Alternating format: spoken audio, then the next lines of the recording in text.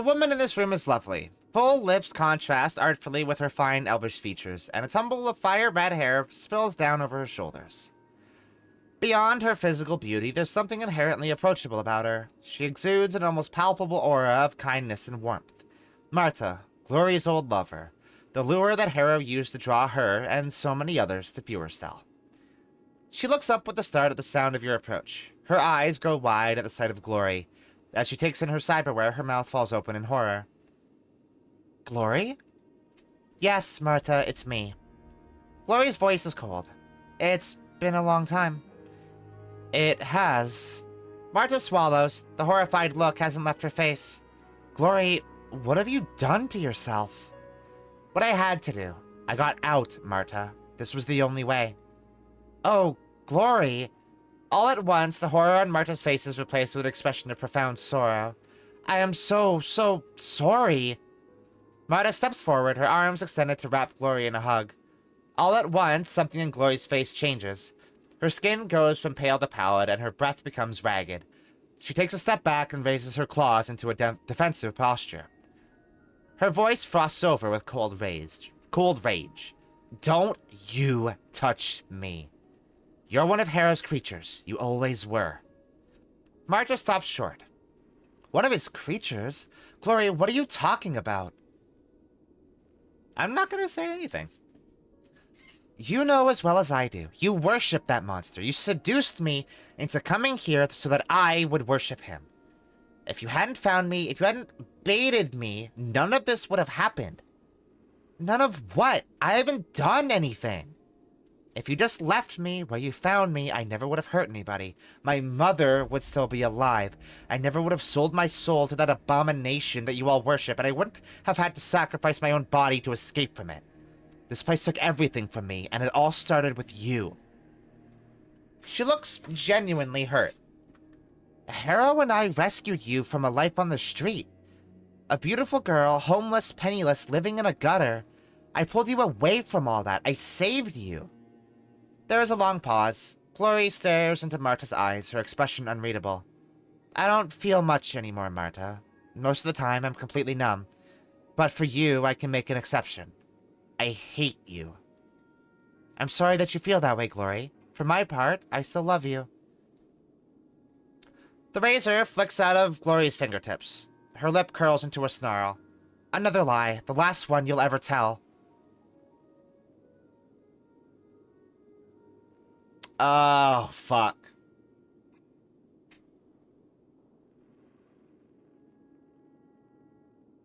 Marta's done some fucked up shit. And if it's anything like Glory, she's done it knowingly. Right? But I think Glory would regret killing her. No.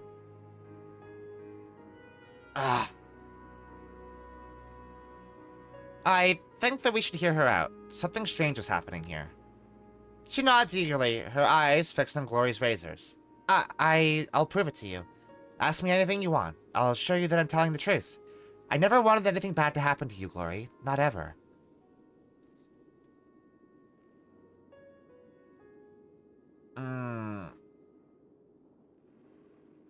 She wheels to face you. Why are you listening to her? She's just telling you what you want to hear. That's her whole purpose here, remember? She's bait. Why should we listen to anything that she has to say? Knowing how the shrine is affecting her mind might help us, Glory. She fumes at you, but only for a moment. You might be right. Marta looks from you to Glory, a confused expression on her face. Her voice goes quiet. There's nothing wrong with my mind, Glory. I don't even understand what you two are talking about. No, of course you don't. She fidgets in agitation. I understand your interest in learning more about this Nova Cat, but we're wasting time and we need that key.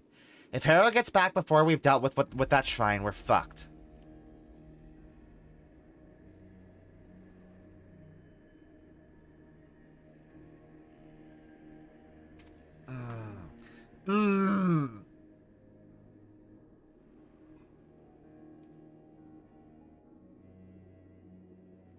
Oh, fuck. There are some good dialogue options here, aren't there? There's some fucking good shit here, huh? There's some good angst here, huh? You need to hear what she has to say. If you don't, this is going to gnaw at you for the rest of your life. No, I don't think so. Her frown turns into a snarl. What'll gnaw at me is knowing that this bitch is still alive. Still hurting innocent kids. Still too blind to see Harrow for what he really is. As you watch, the hope dies from Marta's eyes. All that you can read in her expression is pain. She swallows hard and exhales. Opens her mouth to speak. Then that strange whispering noise fills the back of your skull again, and the muscles of her face relax. Alright, Glory, I didn't want this, but you win. Her hands begin to glow. Let me show you what our husband has taught me since you disappeared. Oh, fuck! Oh, that's good. I dig that a lot.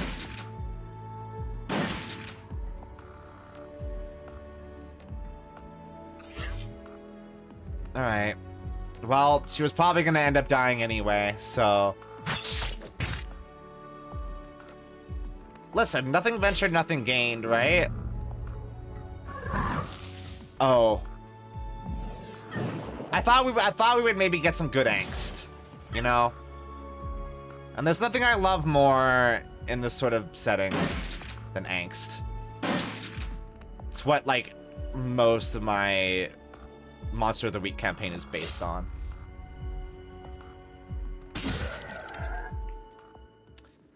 Glory stands staring at the red ruin of Marta's body. Her eyes flit down to her claws, and an expression of growing horror creeps across her face. You okay, Glory? It takes her a long time to respond. Her voice is choked with long, dormant emotion. No, I'm not.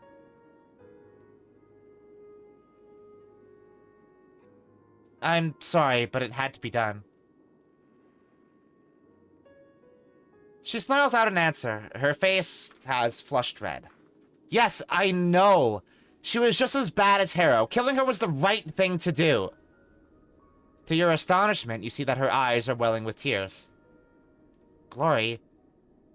All at once, the blood drains from her cheeks. She wipes the water from her eyes with a cold metal hand. Save the consolation speech. I'm over it. Her voice is frigid. Dead. She nods in the direction of the shrine room door. We got what we came here for. Let's go finish this. I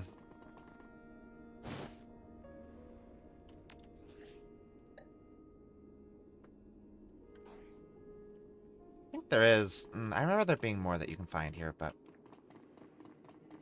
Hey.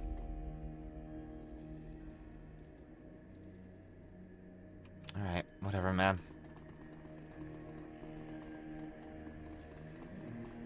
I'm so fucking scared. We spent a lot of time in here and Harrow hasn't come back. What a fucking loser. As you step forward, the scintillating red light that streams from the doorway flickers and dies. There is a strange, lurching sensation in your gut, but it clears almost instantly. The door swings open with a touch. That seems to have done it. Glory nods, then reaches into her satchel. Her hand comes back out, clutching a small jar. I'm going to put a smear of this on your forehead. It's a sort of alchemical balm. Her voice goes quiet. Harrow taught me how to make it. She unscrews the cap from the jar, revealing a pale white ointment. The surface glitters strangely in the dim light. If you ever wondered where my share of the take from our jobs has gone, this is the answer. Powdered orichalcum isn't cheap. What does the ointment do? The boundaries between the material world and the astral plane are weak in this place. Things can bleed through. The balm is like a lens. It focuses your perceptions, makes the haze real. She applies a smear of ointment to her forehead. It looks like a glob of glittering white paint. With this, we can deal with the spirit on its own level. I'm glad that you came prepared. She dips her finger back into the balm and traces it down your forehead. The ointment feels cool and oily on your skin. I didn't have much of a choice. There's no way that I could pull this off without alchemical assistance. I wouldn't even want to try. She fishes in her bag a second time and pulls out a pair of silver necklaces. A rune-inscribed pendant dangles from each. This will protect your astral self from spiritual possession. Don't take it off while we're dealing with the shrine, whatever you do. Got it. Glory puts on her own pendant. The necklace glitters slightly against her pale skin. I don't know what's going to happen when we step into that room, Novacat. We're playing with forces outside of our control. Are we ready to do this? I'll manage. Let's go then. Once we've purified the spirit, we can see about rescuing those kids. Harrow will get away, but we can worry about that later. That's the plan. Let's do it. One last thing before we do this. I have reason to suspect that Harrow isn't the real power here anymore. I think that the spirit is. Explain. I think that when Harrow started using his shrine, he handed the spirit trapped inside of it the keys to the kingdom. The bastard might think that he's in charge here, but he isn't. Not anymore. He's a servant, just like everybody else. The only difference is that he doesn't know it. What are you basing this on? What we saw from the initiate and the fridge, what we heard Marta say about the sacrifices. Lots of little things, but they add up. Anyway, I'm only bothering you with this because it's solid evidence that we're doing the right thing. Even if Harrow does escape, he won't be as much of a threat as we thought he was. I just wanted you to know. Thanks. Now, let's do this. Alright. Let's go fight the fucking devil, I guess.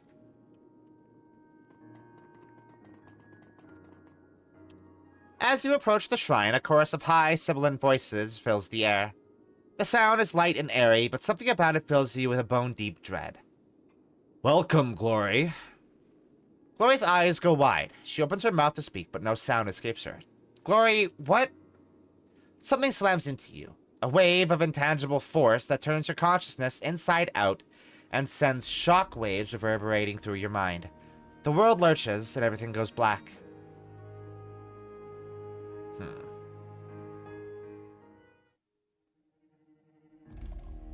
Slowly, you begin to stir. Murky, flickering impressions invade the oily stillness of your unconscious mind. The sensations come in waves, washing up over you and jerking you back toward consciousness. You smell acrid smoke and burning meat. The roar of distant flames whispers in your ears. When your eyes flutter open, a dull red glare fills your vision. As you attempt to struggle to your feet, you become dimly aware that the gravity here feels wrong. Everything is heavier than it should be. Slowly, the waves grow still and your senses calm.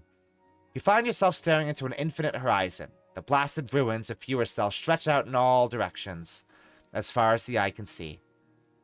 Is this astral space? No. Warily, she surveys your surroundings. We're someplace else. You're going to have to be more specific. I don't have answers for you, but there's one thing that I am sure of. Whatever this place is, the adversary holds sway here. If this is the adversary's domain, wouldn't that make this hell? No. She shakes her head. I don't think it's as simple as that. But the spirit that we're hunting is going to be here, right? Yes, it should be here, somewhere. Well, trip to hell.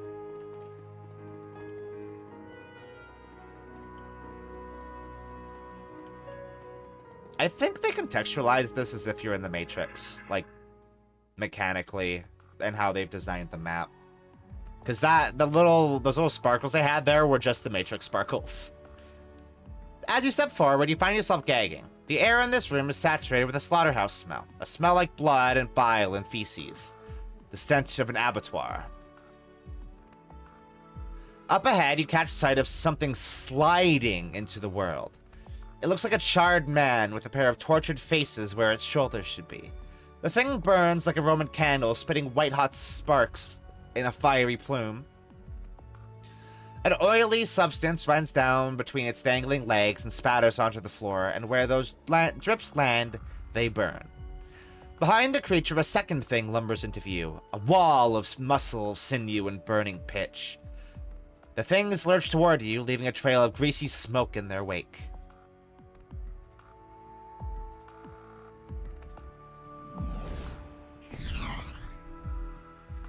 Alright. Let's fucking go, I guess. Glory. That'll take you two. Okay, that's good. Wait. It should have taken two. Oh! She only had to because I'd used the adrenaline pump.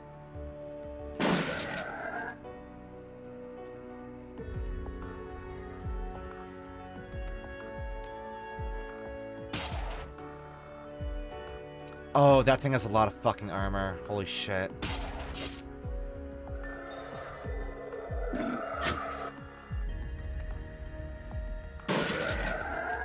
Bam! Easy. Easy fight. Easy life.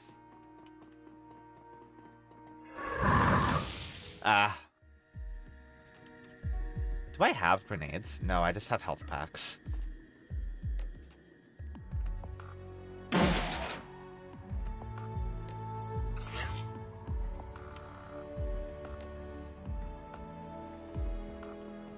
Yeah, this section is incredibly cool.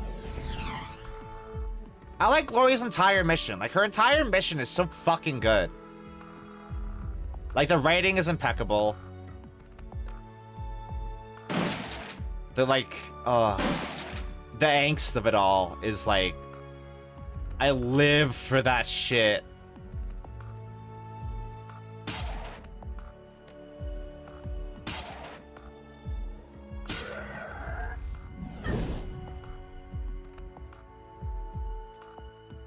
Oh, Glory's got a lot of armor, huh?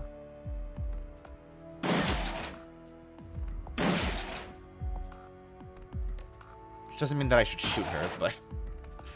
You know, sometimes you don't really have much of a choice. Oh! There we go. I'm doing alright. It's actually, I think, the easiest time I've had going through this, so maybe my Decker isn't actually that bad.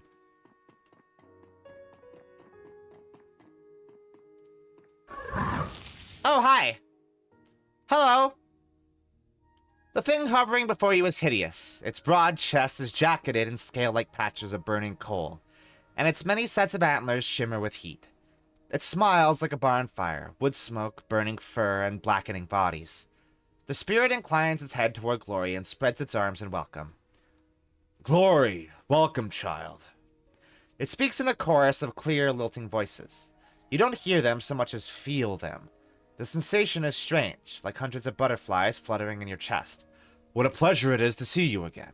I don't have a voice changer, so we can't actually get the full effect here, but...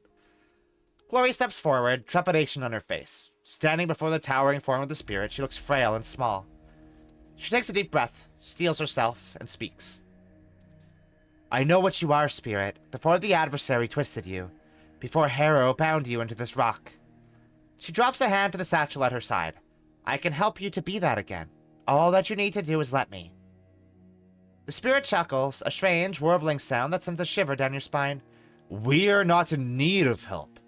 We are our great master's servant, just as Harrow is, just as you are, despite your misguided attempt to cut away his love from your heart. The voices in your head soften, become sad, but the fluttering in your chest turns ugly, like the buzzing wings of a swarm of blowflies. You have mangled yourself beyond repair, and you did it to spite him. He who was your greatest benefactor. You betrayed him, child, but he loves you all the same. Cut the shit, spirit. We all know what your master's love does to people. Slowly, terribly, the spirit begins to turn. You can hear the crack and pop of splintering vertebrae as its enormous head shifts on its shoulders. It fixes its cavernous gaze on you. Your friend, this outsider, slanders our great master. But we take no offense. Her words are like the babble of a newborn babe. She is ignorant of the truth. The spirit inclines its head toward you. If the noise continues, we will teach her, and the babble will cease. Glory shoots you a sidelong glance. She mouths out a word. Don't. I have a message for you from our great master. He has a gift for you, a peace offering, one that he offers freely, a sign of his continued affection for you. He knows that you desire his servant's destruction. As a symbol of his love, he will grant you the power to bring an end to Harrow. He knows that you wish to free the children of Furistel. As a sign of his compassion, he will help you set them free. You can have everything that you want, child. All of this and more. That's a nice pitch, Spirit, but you neglected to mention the price. The Spirit leans toward her, clasping its hands. This will cost you nothing. A simple gesture, a trifle, a show of good faith. If you demonstrate your love for him, he will reward you beyond your wildest dreams. Remove the protective ward from your neck, and his gift is yours for the taking. Yours forevermore. Glory cranes her neck to look up at the reeking, cadaverous thing that looms over her. I had my own limbs hacked off to get away from the adversary. I paid somebody to do it. That's how badly I wanted to be free of your great master. Your offer is as pathetic as it was predictable. To be frank, I'm disappointed in you. The barn fire stench of the Spirit thickens, and its antlers glow white. The heat radiating from the thing's like an oven, a kiln, a blast furnace. If you rebuke our great master a second time, I will chew what's left of you into mulch. The marrow from your bones will nourish the garden. I promise you this, child. I promise it. I have a better idea. She dips a hand into her satchel and produces a ceremonial dagger. The dagger shimmers eerily in the light. We're going to purify you, Spirit, and after we've finished, you'll help us rescue those kids.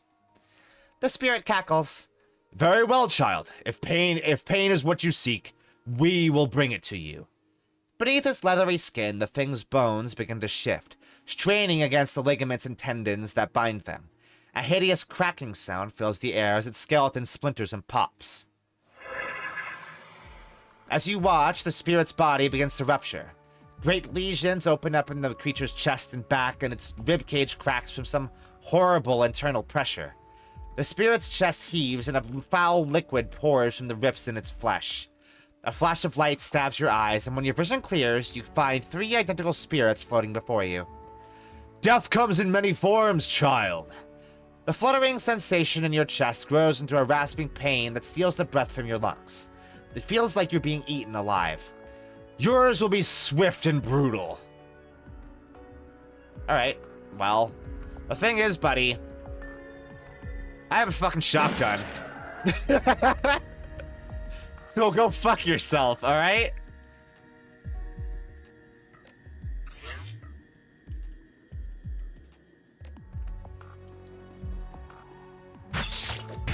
Ah, fuck.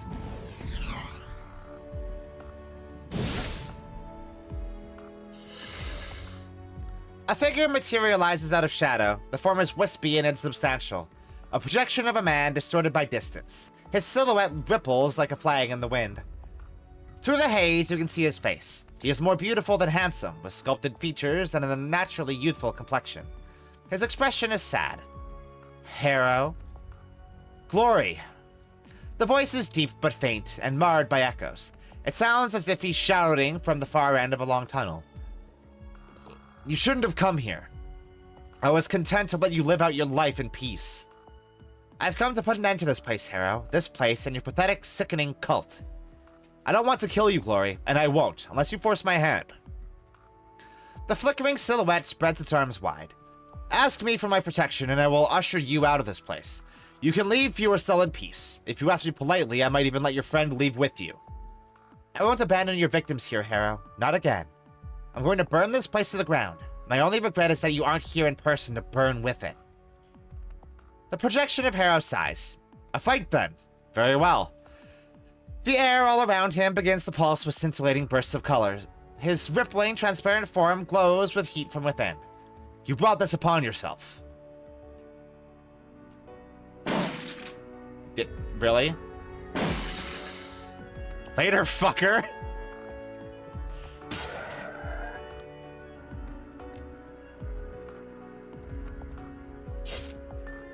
That was surprisingly easy.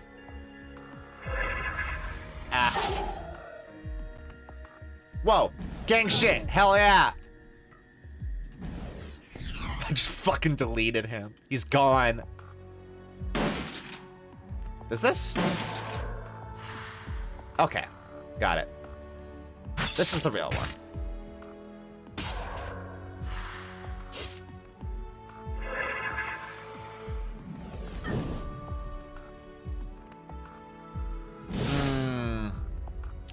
And the copies do, like, fuck all for damage. fuck off. Are you for real?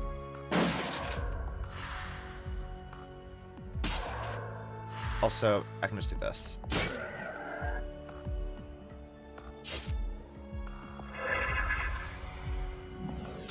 Yeah, trying to take out the copies is like a fool's errand. Oh! Hey, look who's still here. Oh, bro, are you fucking kidding me?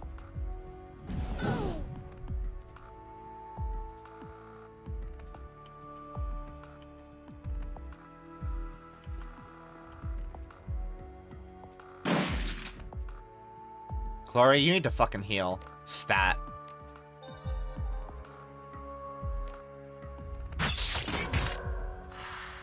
Blocked?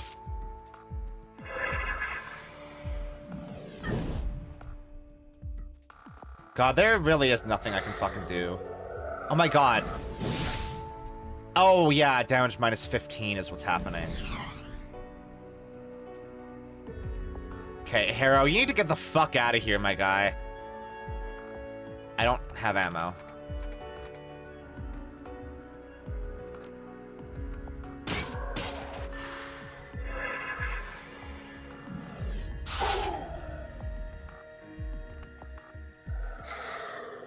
Bruh!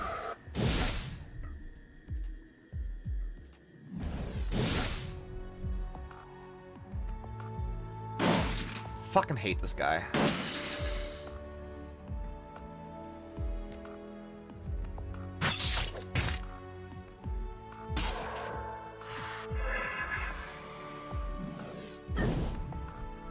He must have like a 100% chance to hit, right?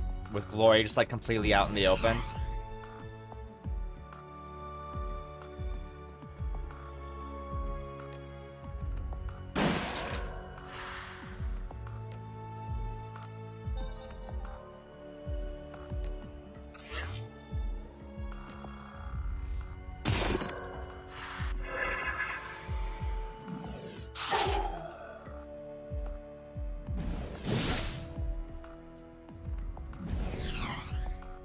I guess she's technically behind cover here, right? Fuck off. Get out of here, idiot.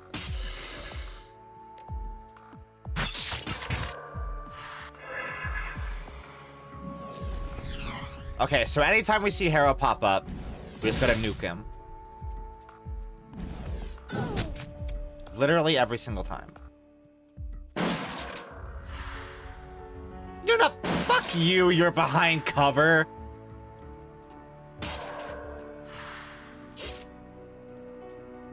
That's fucking stupid.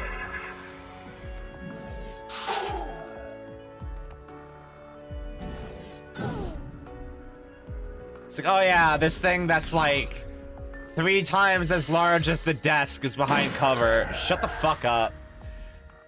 Weakened, the spirit's form flickers and sparks. The burning coals that cling to its body fall off in clumps, and its searing antlers begin to cool. The chorus of lilting voices warbles and shrieks as its body transmogrifies into something else. Through the haze, you can see Harrow's eyes go wide. At once, his rippling silhouette begins to fade back into the shadows whence it came. His body becomes insubstantial.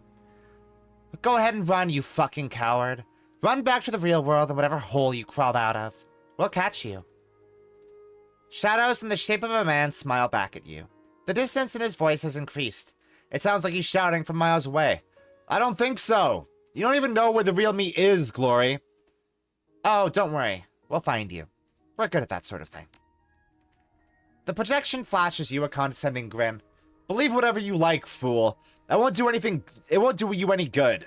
Years from now, I'll still be doing what I do, and you will have accomplished nothing. Go ahead, Harrow. Try to set up another cult. You won't get far before I hunt you down.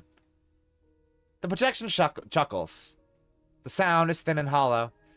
You know better than that, but nothing makes me happier than the sound of you lying to yourself. Goodbye, Glory. The shadow slowly dissipates, and Harrow is gone. Son of a bitch. Glory continues staring for a long moment at the spot where the projection of Harrow vanished. Her expression is unreadable. Slowly, she turns away. The spirit's writhing form continues its transformation. Twisted claws buckle, break, and reform. Charred bone begins to heal.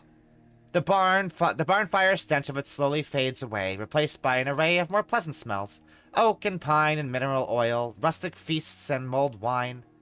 As it cools, the spirit raises its head. Its body is as shaky as a newborn foal's. What has happened to us? What have we done? What have you done? Terrible things, spirit. Loathsome, unforgivable things. You have corrupted children, turned them into killers. You've been party to violence, torture, and the desecration of corpses. You've created monsters.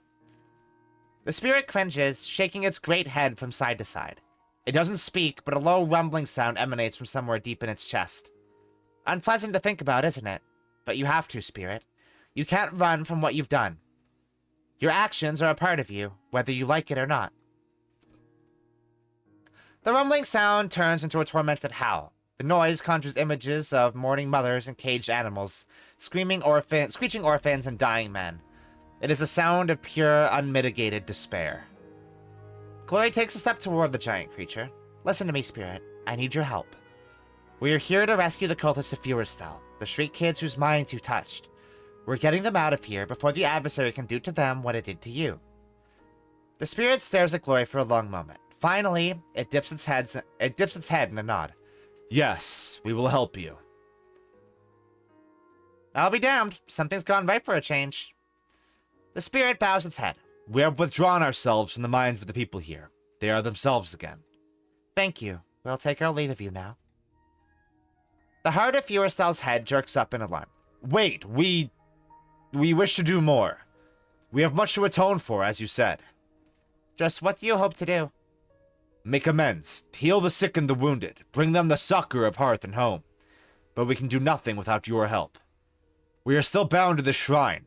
Anchored here, we cannot leave without your assistance. Tell us what you need us to do. We need an appropriate vessel to carry us out of the rock. Something touched by magic, but more dead than alive. It dips its head. Do you have anything that can help us? Gingerly, she reaches up and wraps a hand around the protective ward that hangs around her neck. Yes, I think that I do.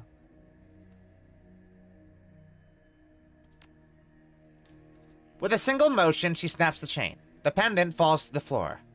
The heart of Furestel lowers its eyeless head, then traces an elaborate gesture into the air. A warm glow envelops it, and a similar glow spills some glory. There is a bright flash, and the spirit is gone. Glory, you okay? Slowly, she rises, looks you in the eye, a quizzical expression on her face. I can feel it. The spirit. It's bound to me now. So, what does that mean for us? Can the spirit help us, like it said? See for yourself. She raises an arm, and you feel a burst of warmth and comfort in your chest. It wants to help people, to heal them. It wants redemption, just like I do.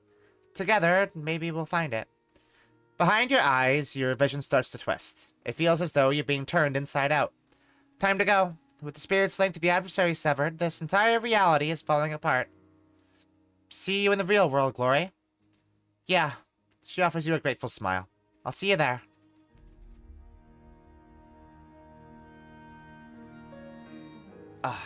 This is such a fucking good quest. Slowly, you swim back to consciousness. Struggling to your feet, you find Glory already standing and alert. I can feel him. The spirit set them free, but they're trapped somewhere here in the complex. The initiates, you mean? Yes, and others. She surveys the room, a worried expression on her face. We need to find them and get out of here. The connection between this compound and wherever we were is breaking down. As that place disintegrates, more and more things are spilling through. Like rats fleeing a sinking ship. She nods. Yeah. And it's only a matter of time before fewer cells consume too. Look in the corner there. You can already see it happening. I'll take your word for it. Let's move. Alright, so... in the room where we killed Marta, I believe. Right? Oh, can't go that way. Can't open that door. But this door Oh, okay. It's actually just, like, pointing me directly to where I have to go. Cool. I don't think there's a time limit. Yeah, I figured you probably could. I don't know, like... I don't know if that's good for Glory or not. You know? It's interesting that you can do that, but...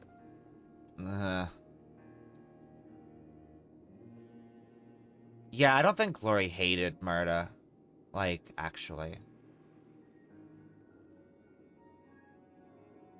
But also, like, she did a lot of fucked up shit. But again, at the same time, so did Glory. I don't know. It's complicated. Complicated topics being tackled here today. As you kick the door open and stumble forward into the room, you find yourself surrounded by a sea of teenage faces. Initiates and acolytes huddled together and trembling. With the spirit's influence cleared from their minds, their swagger is gone. They look frightened and lost, like kids who've had their security blankets torn away. Glory, is that you? The acolyte is in his early 20s, close to Glory's age. His eyes are wide with astonishment. You don't know me, but I was a new initiate back when you lived here. When you were... She cuts in, but her voice is gentle. Yes, it's me. Come on. We're taking you to safety. Someplace far away from here. Yeah. I think no matter what, there's gonna be complicated feelings, and it's gonna hurt and suck and be bad. So, like, no matter what, Glory is not getting out of this unscathed, but she might feel a bit better. A scrawny teenager in a ratty coat stares at Glory's chrome. His mouth is hanging slack. His voice cracks when he speaks. What happened to you? Your arms. Something that you'll never need to worry about. Come on, let's get the hell out of here. Couldn't have put it better myself. Come on, people, we're taking you someplace safe. Oh, yeah, I mean... I guess they can have a home in the Cruise Bazaar, huh? Also, as part of saving her, you do also have to kill at least a few of the brainwashed people to get an item. Oh, yeah, I don't think that's worth it, then.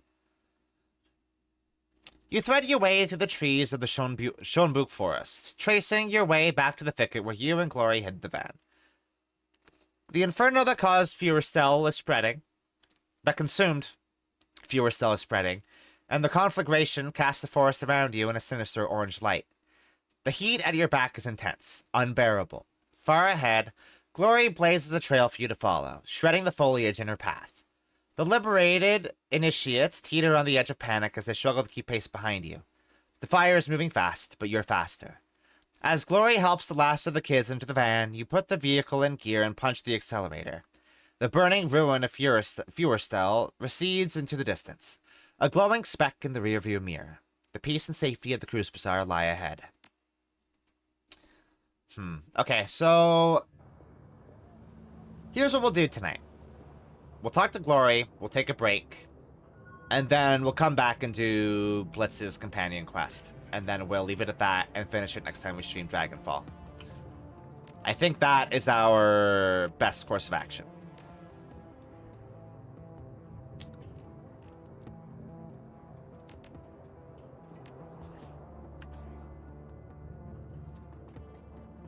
Get all the companion quests out of the way so we can, Oh, we haven't even... Blitz's companion quest is actually more involved than... It's more than one job, right? And we still haven't read this. Oh, fuck me.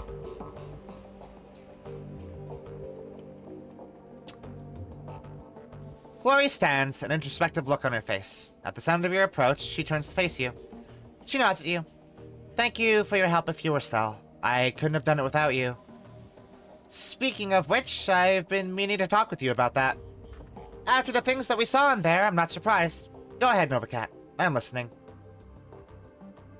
I think it's only one? Not 100% sure. Oh, okay. Maybe it's only one. Harrow got away, just like you said he would.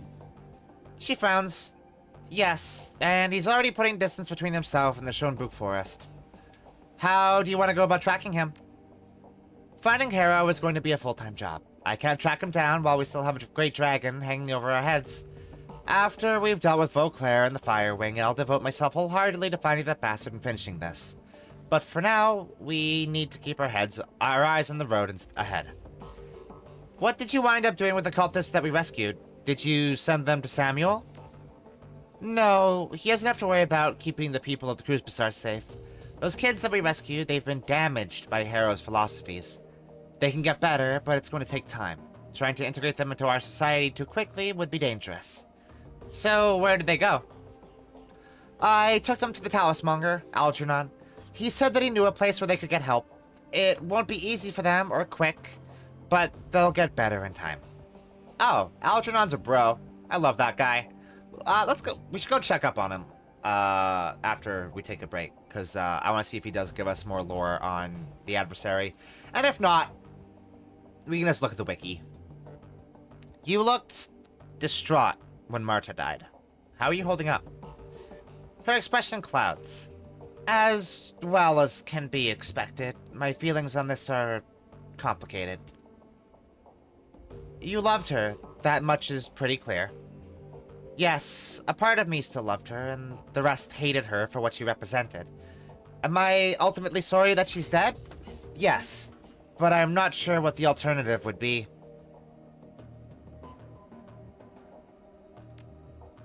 Marta was a new definition of the term damaged goods.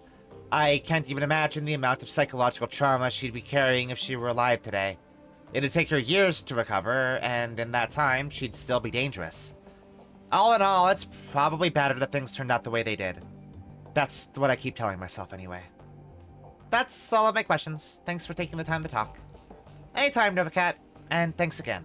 I mean that.